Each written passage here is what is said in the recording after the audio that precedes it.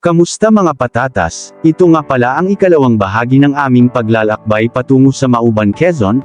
Ngayon mga patatas, tapos namin pumunta sa Dahoyhoy Falls ay diretsyo na kami sa Sampaitan Beach Resort. Pagpasok pa lang namin sa bakana ng Sampaitan Resort ay mukhang maganda na ang tanawin sa paligid. Kung mapapansin nyo sa video ay napakaganda talaga paligid ng beach at ng top view nito, kaya manood mga patatas, enjoy the view.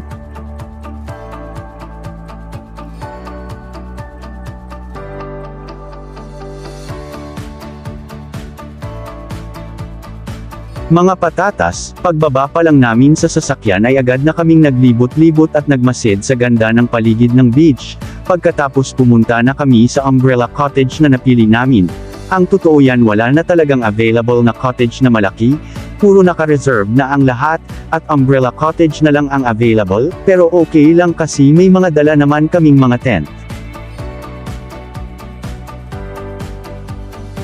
Pagkatapos namin ayusin ang mga gamit na ilalagay sa umbrella cottage, ay nagkanya-kanya na silang gumawa ng mga tent para malagyan ng mga gamit nila. Syempre lahat ng tent ay malapit sa baybayin ng dagat para kita agad ang ganda ng dagat. Mga patatas, ang iba sa amin mga kasama ay namasyal at nawala na parang bula, para makapagpa-picture at mag-selfie sa tabing dagat, at ang iba ay nagsimula na magluto para hapunan. Kaya shout out ako kina Kalbong May Buhok, Odell, Ibok at Denny sa pagluluto.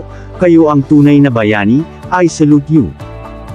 Ang ibang mga barako ay nagsimula ng gumawa ng drinking and video oak tent, kung saan gaganapin ang drunken concert, mamayang gabi.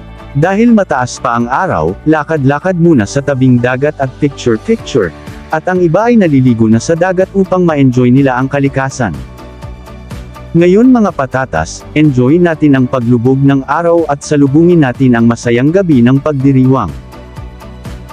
Ngayon gabi mga patatas, nagsama-sama na mga uhaw sa alak at sabik sa mic at mga grupo ng kanin lamig. Dito makikita nag-e-enjoy kami sa camping with drinks and mini videoke. Dito makikita na nag-uumpisa pa lang kami mag-shot at nagkakatuwaan pa.